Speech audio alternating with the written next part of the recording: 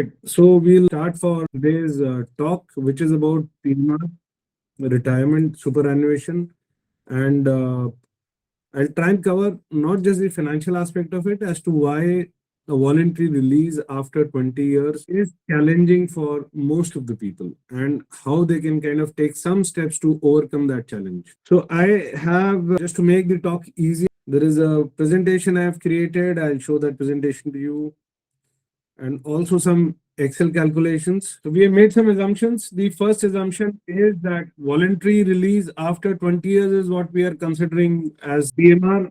Anything beyond that, say 20, 22 years, anything beyond that would not exactly fit into the calculations which have been done.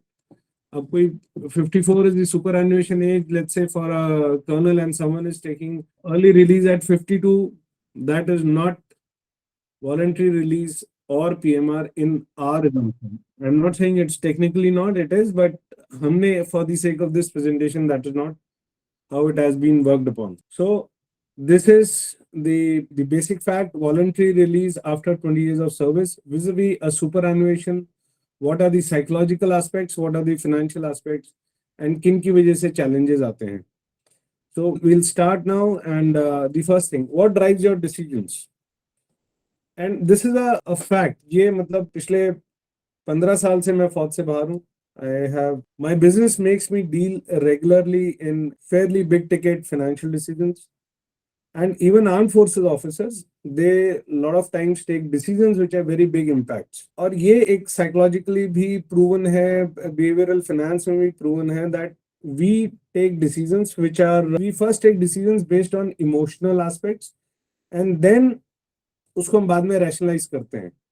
ये fact है। और जितना बड़ा किसी decision का इम्पैक्ट होता है उतना ही उसके अंदर हमारी इमोशनैलिटी ज्यादा घुसी हुई होती है, whether it is getting married, sending your children abroad और leaving a organisation after having served for 20 to 22 years। और जितना वो ज्यादा इमोशनल डिसीजन होगा उतना ही आपके अंदर इंटरनल कॉन्फ्लिक्ट उतना ही ज्यादा होता है। हम बार बार इधर उधर से एडवाइस, रीअश्योरेंस, बातचीत ढूंढते हैं so that we are able to reduce the emotional conflict internally. अपने अंदर का जो अंतर्द्वंद है उसको कहीं किसी तरह से काबू करके और एक निर्णय लिया जा सके।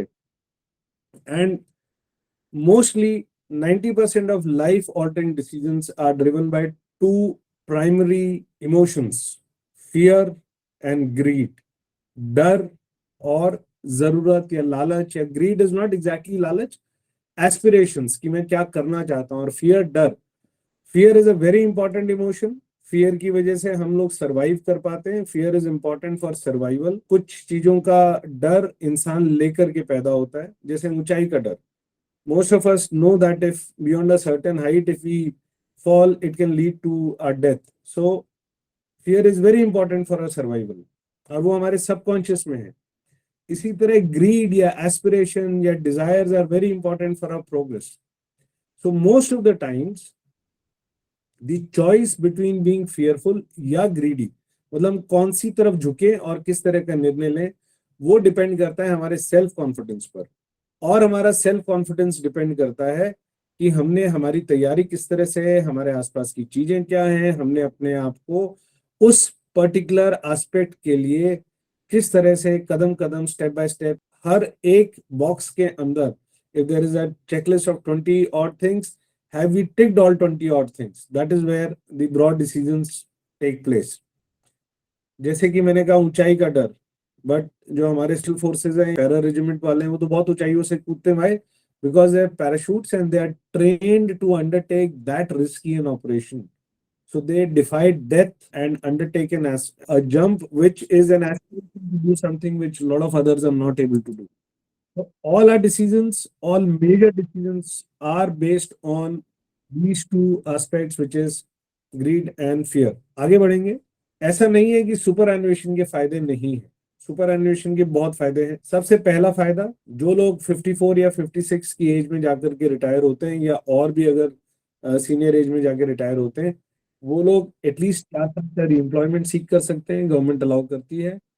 और जो लोग, ये आगे कैलकुलेशन में भी आएगा, जो लोग सुपर एनुएट हो रहे हैं और 58 to 60 की equivalent after having taken a PMR भी ले रहे हैं वो लोग, मतलब जो 58-60 तक री एम्प्लॉयमेंट ले रहे हैं, वो पीएमआर के 44 to 46 के प्लस 1.5 लाख रुपए का इनकम के बराबर का फाइनेंशियली रहते हैं। मतलब अगर मैंने 58 या 60 तक काम किया, whether it is superannuation at 60, या मैंने 54+4 किया री एम्प्लॉयड, या 56+4 किया इन टर्म्स ऑफ री एम्प्लॉयमेंट, और अगर मैंने 44 to 46 के बीच में पीएमआर लिया था या वॉलंटरी रिलीज लिया था, तो मेरे को हर महीना एडिशनल 1.5 लाख कमाना पड़ेगा to be equivalent to the superannuating at the age of 60। Now इसके अलावा आर्म फोर्सेस की जॉब का सबसे बड़ा फायदा जो हम सबको पता है, it is not dependent on the economic cycles, it is recession proof. Comfort of known environment, जहां मैं 22-23 साल की उम्र से गया, वहां से अब अगर मैं आज काम कर रहा हूं तो मुझे पता है कि ये किस तरह का माहौल है। मैं वहां पर आराम से 58 to 60 नौकरी कर सकता हूँ, मुझ पे किसी तरह के प्रेशर्स नहीं। एंड फाइनली, जो ऑफिसर्स रैंक्स अचीव कर रहे हैं, जो जो सिलेक्शन ग्रेड कर्नल्स हैं, उसके बाद आगे brigadiers, major generals etcetera, those are achieving higher ranks, उनके लिए वैसे भी कंटिन्यू करना प्रोफेशनली भी बेनिफिशियल है, और पैसा भी उनको कुछ ना कुछ बेटर होता जाता है। सो ये है सुपर एनुएशन के advantages. Now identifying the reasons as to why most of the officers, ये कोई ऐसा ये प्रेसी नहीं है, किताब नहीं है कि जो इसमें लिख दिया वही सच है। ये हमने अपने इंटरेक्शन से, ऑफिसर से बात करके, इतने समय से वैल्यू टॉक्स में लोगों के साथ में हमारे जो इंटरेक्शंस हैं उसके बेसिस पर हमने ये देखा। Broadly, these are the top four reasons. There could be n number of reasons, but the top four reasons as to why officers seek early release. One is missed promotions. Army is an extremely, or for that matter, armed forces are extremely hierarchical. So बहुत बार बहुत छोटे छोटे नंबरों के difference से in the promotion scores, ACRs, etc., officers get sidelined or overlooked and they miss out on the promotions which they feel they deserve. And rightly so, वो बाहर आकर के कोशिश करना चाहते हैं, वो अपने आप को एक और मौका देना चाहते हैं, वो अपने लिए एक नया करियर चूज करना चाहते हैं। बहुत से ऑफिसर्स 20 साल के बाद में, बिकॉज ऑफ द फैक्ट कि वर्दी की नौकरी में बहुत ट्रांसफर्स रहती हैं, बहुत ज्यादा मूवमेंट रहता है, so they want to provide stability for their family. उन्हें लगता है कि अब ये समय आ गया है जब वो अपने बच्चों को एक जगह स्टेबलाइज करके और वहां पर उनकी पढ़ाई के बारे में देख सके। Third, there are officers who seek better paying opportunities either in terms of employment in jobs or maybe as entrepreneurs या बाहर हिंदुस्तान से बाहर जा करके। So there are economic rewards which these officers are seeking. That is also a very very valid reason found when officers want to seek a voluntary retirement. कुछ officers को, अब ये सही गलत के बहस में ना जा करके, कुछ ऑफिसर्स को ऐसा लगता है कि फौज में बहुत ज्यादा उनको, जो कि फौज की रिक्वायरमेंट है जिसकी वजह से फौज को अपना काम करना है, has been developed in a certain way. Certain officers feel that there is too much of control and they want to come out and have a less structured or maybe lesser control in terms of how they would want to move ahead in their careers after they have achieved a pensionable service. अब इसके बाद challenges क्या आते हैं, अगर हमें समझ आता है कि इन चार के अलावा भी रीजंस हो सकते हैं, बट अगर आपके ब्रॉडली इन चार में से रीजंस हैं कि इस वजह से आप फौज 20 साल की एक अच्छी नौकरी करने के बाद में बाहर आकर के कुछ ट्राई करना चाह रहे हैं, वॉलंटरी रिलीज ले रहे हैं, तो फिर क्या चैलेंजेस आते हैं। और ये, अगर आप में से किसी को भी ऐसा लगता है कि वो वॉलंटरी रिलीज ले रहा है और उसे कुछ अलग सा महसूस हो रहा है, अनईजी महसूस हो रहा है, at least in my experience I can assure you, ये आप अकेले नहीं, ये सबके साथ, सबके साथ। आप एक जगह पर 20 साल रहे हैं, आपने एक तरह की जिंदगी को जिया है, आपने एक माहौल में अपने आप को ढाला है, यू हैव बीन, वो एक, there is this movie Shawshank Redemption, उसमें it's about prison. So one of the prisoner after 30 or 40 years of prison sentence gets paroled and moves outside, और वहां की दुनिया बदल चुकी होती है बाहर की, and this person commit suicide outside. तो ये जो बाकी साथी हैं वो लोग अंदर बात कर रहे होते हैं, वो बोलते हैं कि यार वो तो, उसने तो सुसाइड कर लिया, ऐसा क्यों हुआ। So Morgan Freeman, who is one of the leads in the movie, says because he got institutionalized, वो रहते रहते उसे जेल की आदत हो गई, जेल ही अब उसका घर है। इस प्रिजन में रहना ही उसके लिए कंफर्ट है। मैं हालांकि यहाँ ऐसा बिल्कुल नहीं कह रहा हूँ कि कोई फौज is a prison. Point is we get used to a certain way of life and armed forces is a wonderful way of life. तो उससे जब बाहर आने लगते हैं तो हमें बहुत ज्यादा डिस्कम्फर्ट होता है, जो कि होना, it's a very big change. And therefore in spite of कितनी भी आप तैयारी करते हैं, आप कितना भी अच्छे स्विमर हैं, except for some of them जो डाइव मार सकते हैं, 10 मीटर बोर्ड से नीचे कूदने में या कमांडो में लीडो जंप करने में सबको डर लगता है। एक बार के लिए सबको डर लगता है। पैरा जंप करने में, although I have never jump from a parachute, but I am assuming that probably paratroopers को भी एक बार जंप करने में लगता जरूर होगा। ये बात और है कि वो फिर भी कूदते हैं। तो what are the non financial reasons जिसकी वजह से डिस्कम्फर्ट होता है? फर्स्ट, आप बाहर कम लोगों को जानते हैं, your network outside is small, so you don't really know where to go and find help outside. फिर सपोर्ट इंफ्रास्ट्रक्चर नहीं है, आप जिन्हें जानते भी हैं शायद वो आपकी उतनी मदद नहीं कर सकते हैं या उस तरह की मदद नहीं कर पाते हैं जिस तरह की मदद आप चाहते हैं। थर्ड, आप बाहर जा रहे हैं तो आपने अपने लिए कोई प्लान अभी तक ढंग से नहीं किया है, या आपने अपने जॉब सर्च के स्ट्रक्चर को इंप्लीमेंट करना नहीं स्टार्ट किया। Then big lifestyle change, it is a big lifestyle change, there is no doubt about it. Let no one जज यू एंड टेल यू अरे कुछ नहीं है यार, क्या फर्क पड़ता है, नहीं, it is a big lifestyle change. ये बात और है कि आप अपने आप को समझाएंगे, मनाएंगे, देखेंगे। अगर आप वॉलंटरी रिलीज लेना चाहते हैं तो आपसे पहले भी बहुत लोगों ने किया, they have done well outside, and आप भी करेंगे, आप भी कर पाएंगे। एक ऑफिसर्स को, एक ये मेरा एक पर्सनल इंटरेक्शन में मैंने देखा, उन्हें एक ये assumption रहता है हम अंडर क्वालिफाइड हैं, हमारी क्वालिफिकेशंस जो यहाँ की है वो सिविल में काउंट नहीं करती हैं, पता नहीं हमें नौकरी मिलेगी या नहीं मिलेगी, और बहुत सारे ऐसे डर। द फैक्ट इज आप अंडर क्वालिफाइड नहीं है। अगर भारत सरकार आपको इतना जिम्मेवार समझती है कि वो आप एक जिम्मेदारी की नौकरी देती है, आपको एक officer officer implies that you're officiating and you're taking decisions which impact big amounts of money and people's lives. So you're definitely not underqualified, which includes your फौजी qualifications also. हाँ, आपको शायद अभी बातचीत का तरीका नहीं आता है, नए माहौल के बारे में नहीं पता है, बट अंडर क्वालिफाइड नहीं है। एक और रीजन जो हमने देखा है, the spouse is not on board, specially if the spouse has not been working, because उन्हें भी तो एक माहौल की आदत पड़ चुकी है। यहाँ कहने का ये मतलब नहीं है कि स्पाउस जो है वो आपके खिलाफ है, या स्पाउस जो है वो आपकी बात नहीं मानते हैं। उनके अपने डर हैं, अपने इनसिक्योरिटीज हैं। सो ऐसे में ये बहुत जरूरी हो जाता है जब आप पीएमआर ले रहे हैं, that you include your spouse in this bigger decision and in the entire process, step by step, कि देखिए मैं अब ये कर रहा हूँ पीएमआर लेने से पहले, मैं ये पढ़ाई कर रहा हूँ, ये वाली जॉब अपॉर्चुनिटीज हैं, इस तरह से हम जाएंगे, ये हमारे फाइनेंसेस होंगे, ये हमारी जो है ऑप्शंस बनेंगे। So that when your spouse, he और she, when they understand, when they look at what is there, when they get to see, जो फियर ऑफ अननोन है वो उनका रिड्यूस कीजिए। इंसान को जो है दुश्मन से भी ज्यादा डर अननोन, क्योंकि एटलीस्ट वो दुश्मन को जानता है, उसके बारे में पढ़ा होता है, उसको समझा होता है। बट अननोन से तो बहुत ज्यादा डर जो है वो लगता है। And most of the times if your spouse, if you have not prepared your spouse for a decision as important as voluntary release, then आपको इसमें काफी परेशानी हो सकती है। And it is advise that you take your spouse along in this journey of seeking a voluntary release. And then rebuilding self discipline. Now as armed forces officers, the basic fact is that we all have done well because of our self discipline. सुबह academy में थे तो 6 बजे उठे, units में थे तो, but धीरे धीरे जैसे जैसे हम 20 साल की सीनियरिटी पर आने लगते हैं, थोड़ा सा ऑर्गेनाइजेशन के अंकुश हम पर कम हो जाते हैं, टुकाई कम होती है।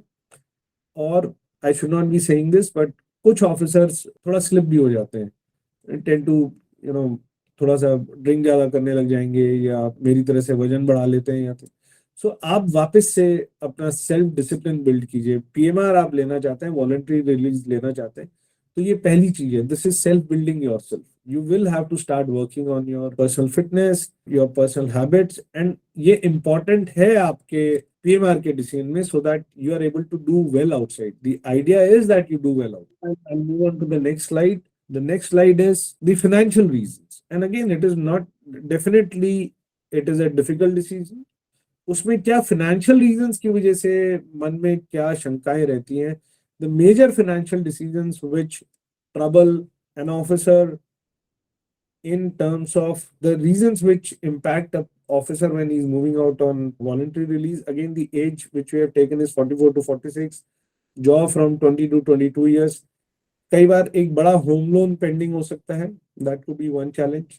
सेकेंड, आपने शायद एक कार लोन भी ले रखा है, उसकी भी ईएमआई जा रही है. थर्ड, आपने कोई रियल एस्टेट इन्वेस्टमेंट किया जो खराब हो गया, फंस गया, आपका लोन चल रहा है and it has not exactly panned out the way it was expected to B.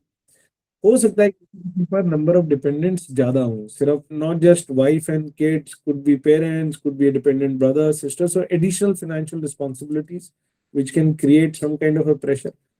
कुछ ऑफिसर्स में ये भी हो सकता है कि अभी तक या तो अपना घर नहीं खरीदा या बहुत दूर खरीद रखा है, और जहां वो काम ढूंढ रहे हैं वहां से वो घर 40-50 किलोमीटर दूर हो सकता है. इन सब समस्याओं का समाधान होता है, ऐसा नहीं है.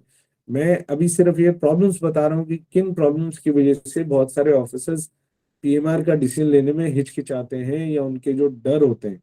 ये सब सॉल्वेबल प्रॉब्लम्स हैं, इन सबको हैंडल किया जा सकता है. Then a lot of times armed forces officers, their spouses are not working, and अगर spouse work कर भी रही हैं तो ad hoc, and this applies more to the gentlemen officers. अगर at times even if the lady is working, वो आसपास के किसी स्कूल में काम कर रही होती हैं तो वहां से उनको भी अप्रूव करना, और जो एक उनकी इनकम आ रही है वो भी वहां से रुक जाना. So if she is also dependent on the same वर्दी वाला इकोसिस्टम, देन वो टू इनकम्स का माइनस होना can also be a difficult challenge. पहला एजम्पशन है कि 44 की एज पर एक ऑफिसर जो है वो 1,55,000 रुपए का बेसिक ले रहा है, एवरेज बेसिक. तो उनकी पेंशन बनती है 77,500. डीएनएस अलाउंस एट 38% जो कि प्रेजेंट डीए है, उसके बेसिस पर उनको टोटल पेंशन बनती है 1,06,950 रुपए. There could be some variations broadly. Now this officer comes out at the age of 44, 45 after 1 year, and we have now made an assumption कि डीए का जो इंक्रीज है वो 6% रहेगा हर साल स्टैंडर्ड. कुछ ऊपर नीचे का वेरिएशन हो सकता है ब्रॉडली. सो नेक्स्ट ईयर उनका डीए बढ़ के हो गया 34,100 रुपए. उनकी टोटल मासिक पेंशन हुई 1,11,600 रुपए. एनुअल पेंशन हुई 13,39,200 रुपए.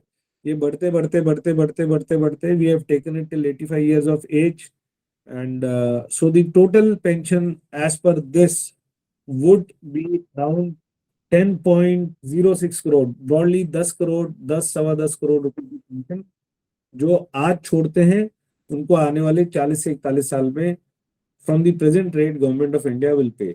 This is calculation based on the assumption कि आज उनकी बेसिक सैलरी 1,55,000 है और आज का डीएनएस अलाउंस 38% है. Now let us assume someone is serving till the age of 54, तो उनका बेसिक लिया गया है 2,05,000 रुपए. उनकी पेंशन बनती है 1,02,500 रुपए. डीए बनता है 38,950 rupees. Total pension works out to 1,41,450. And as per the latest government ruling, every 5 years there would be a fixation of pension in the on as per the OROP calculation, which is हर 5 साल में उतनी ही नौकरी जिन्होंने कर रखी होगी उनके हिसाब से तो 3% का सालाना इंक्रीमेंट लगा करके हमने हर 5 साल में, जब वो 60 के हुए तो उनकी बेसिक बढ़ करके हो गई 2,37,651 रुपए. पेंशन जो है वो बढ़ करके होगी 1,18,825 रुपए. डीए जो है वो बढ़ के हो गया 70,680 रुपए.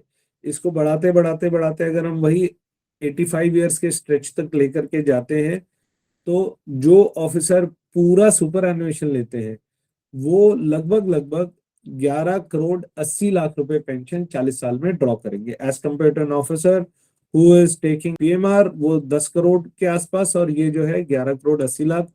सो एक्स्ट्रा जो ओआरओपी का बेनिफिट है वो 1,70,00,000 है. It's a very broad calculation but that is what we assume. इसका मतलब हर साल लगभग कितना एक्स्ट्रा हुआ, हर साल लगभग 14 लाख 58,033 रुपए, मतलब कि आप अगर 1.5 लाख रुपए की सैलरी बाहर आकर के कमाएंगे तो आप ओआरओपी के इम्पैक्ट को बराबर कर देंगे। अगर आप 44 से 45 साल की उम्र में बाहर आते हैं और अगर आप बाहर आकर के 1.5 लाख रुपए एक्स्ट्रा कमाते हैं तो ओआरओपी का इम्पैक्ट आप लगभग लगभग मीट कर पाएंगे। That is one, that is as per our calculations. अब एक दूसरा मानते हैं कि मान लीजिए आठवां वेतन आयोग भी लागू हो जाता है, मान लीजिए, ऐसा है नहीं, ऐसा कोई सरकार ने भी ऐसा नहीं कहा है कि ऐसा होगा, but let us assume that it so happens कि मैंने आज फौज छोड़ी और आठवां वेतन आयोग गवर्नमेंट ने अनाउंस कर दिया और उसका वो लागू भी हो गया। सो अभी तक के जो वेतन आयोग आए हैं उसके हिसाब से average increase in income overall overall salaries has been 24.87%। तो हमने उसी को लगा लिया है कि भाई ये जो है 4.87% का जो एवरेज इंक्रीज था, एट्थ पे कमीशन में भी उतनी ही सैलरीज बढ़ जाएंगी।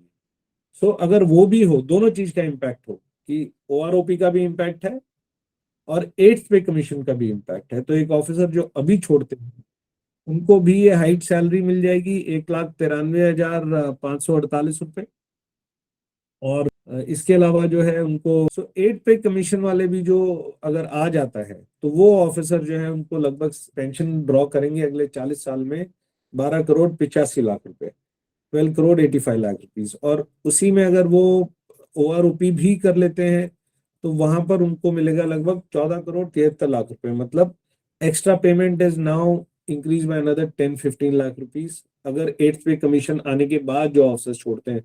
जो उससे पहले छोड़ेंगे इम्पैक्ट नहीं आएगा क्योंकि एट पे कमीशन का एरियर उनको मिल जाएगा। तो इसमें क्या फर्क पड़ता है, इसमें अगेन आपको वहां 1,50,000 पे एडिशनल सैलरी की जरूरत थी, यहाँ पर 1,60,000 पे आपको एडिशनल बाहर आने के बाद में तनख्वाह कमानी पड़ेगी। इसको अगर बहुत सीधे शब्दों में कहूँ तो ओआरओपी या एट्थ पे कमीशन कुछ भी आ रहा है, अगर आप 44-45 साल की उम्र में बाहर आते हैं और आप एवरेज 1.5 लाख रुपए महीना एक्स्ट्रा कमा पाते हैं तो आप over the period of next 40 years you will be financially at par with OROP oblique 8th pay commission as of now।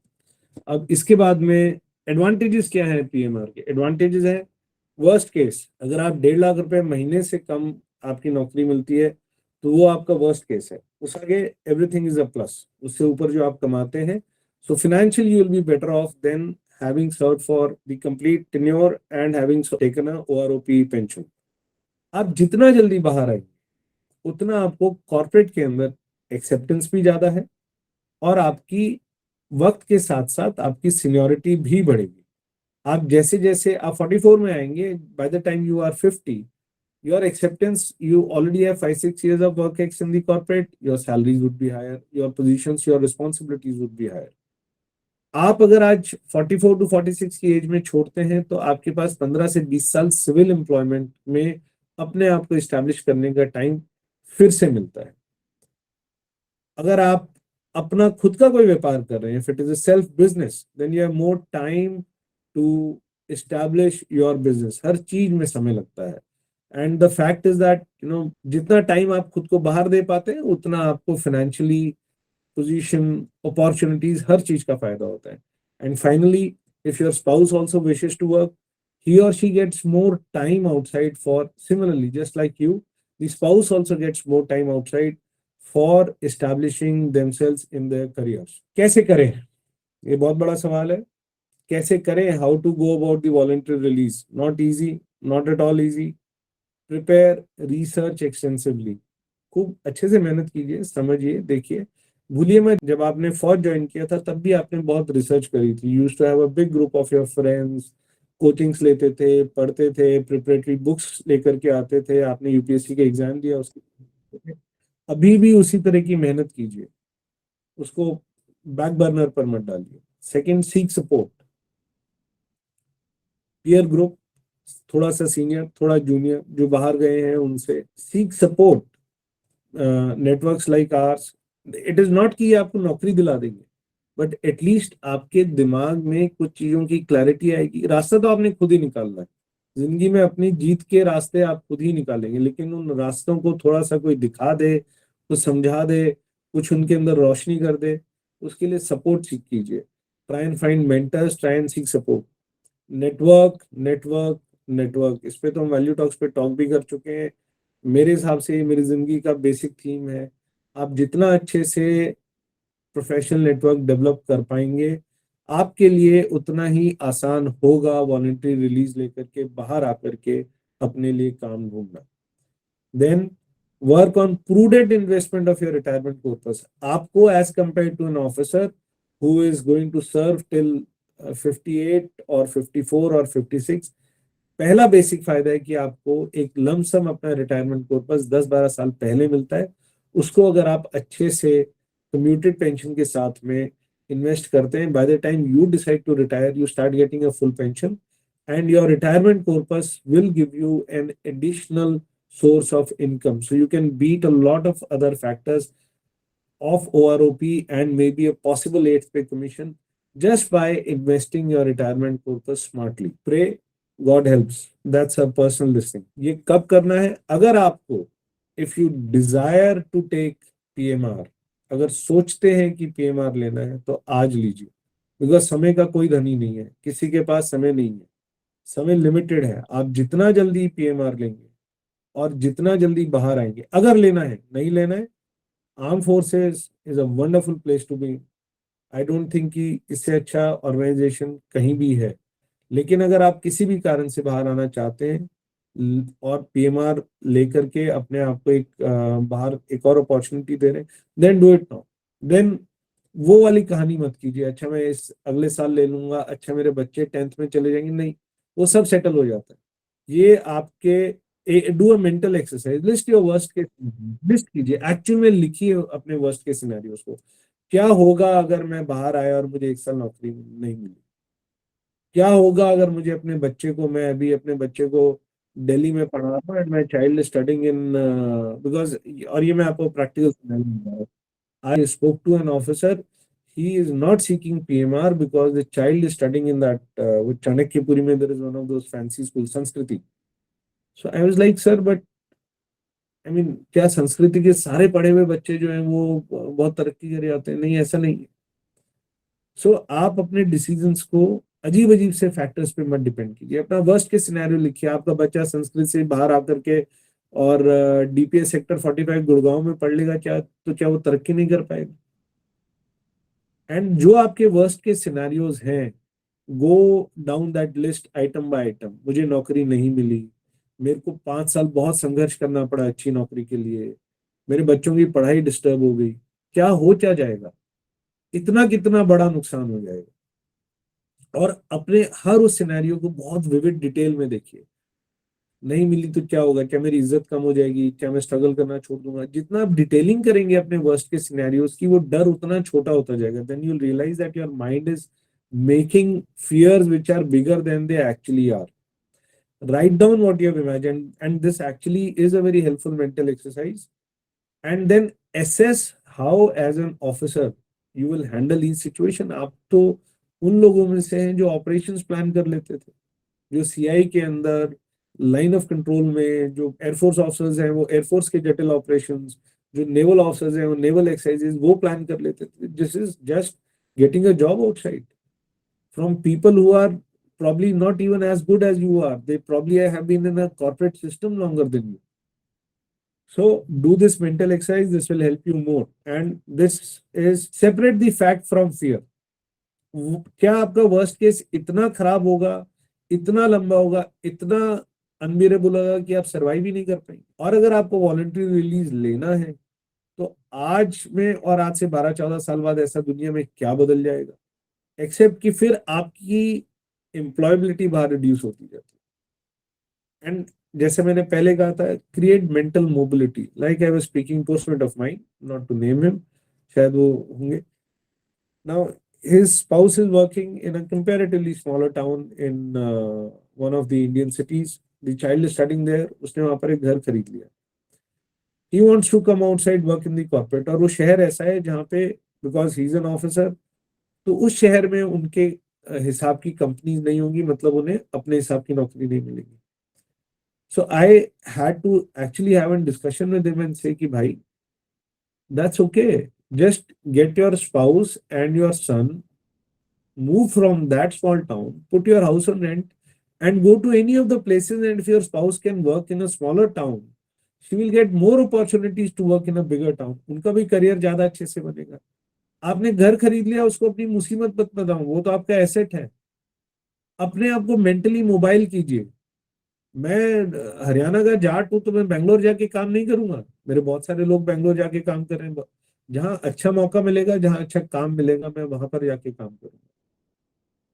Once again, it is all about emotions and not reasons. Actual reasons नहीं है. आप सुनते हैं, डर जाते हैं, या सुनते हैं और लालच आ जाता है. Fear and greed both are bigger than the actual fact.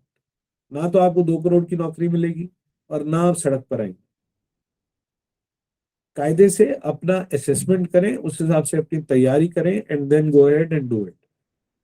In summary, identify the why so that your reason, किस लिए आप छोड़ना चाहते थे. If it was the fact that I could not get the promotion I wanted, then you have to understand that बाहर आकर के आपको बहुत और मेहनत करनी है अपने आप को साबित करने के लिए. इसलिए नहीं कि कॉर्पोरेट में किसी को फर्क पड़ता है. कॉर्पोरेट को तो जेन्युइनली ये फर्क भी नहीं पता होता है. हम ही लोगों ने, किसी ने सिखाया होगा, बट कॉर्पोरेट इतना बड़ा है. For them all of us are more less equal. But latest से आपके मन में ये है कि यार वहां हुआ तो अब और मेहनत करनी है, साबित करना है. You, if you have to prove a point, you have to prove a point. If it is about stabilizing a family, then that should be the paramount importance. इस तरह से अपने रीजंस को सही रखते हुए, अंडरस्टैंड दी अनीज, लिखिए, समझिए. Don't avoid those mental exercises. खलीफा मत बनिए, मुझे तो सब आता है, अब तो मैं कर लूंगा. 2 ड्रिंक मारा and then you are the king, और सुबह उठते ही जो है वो डर लगने लग जाता है. Build confidence by work. Confidence छोड़ने का तभी आएगा जब आप उस चीज पे मेहनत करेंगे. अगर आप मेहनत नहीं करेंगे तो आपका डर जो है आपकी एस्पिरेशन से बड़ा रहेगा. अपने पैसे को संभाल के इन्वेस्ट कीजिए, नेटवर्क बनाएं, अच्छे से अपनी आउटरीच डेवलप कीजिए, अपनी नौकरी के लिए अच्छे से तैयारी कीजिए, और प्रिपेयर करें अपने माइंड को for handling the worst case scenario in specific steps. ऐसा नहीं है, वो मतलब मर्फीज लॉ है that the first plan will survive the first attack, but you still make a plan so that you at least know what readjustments need to be made. Plan ही नहीं होगा तो रीएडजस्टमेंट क्या करेंगे.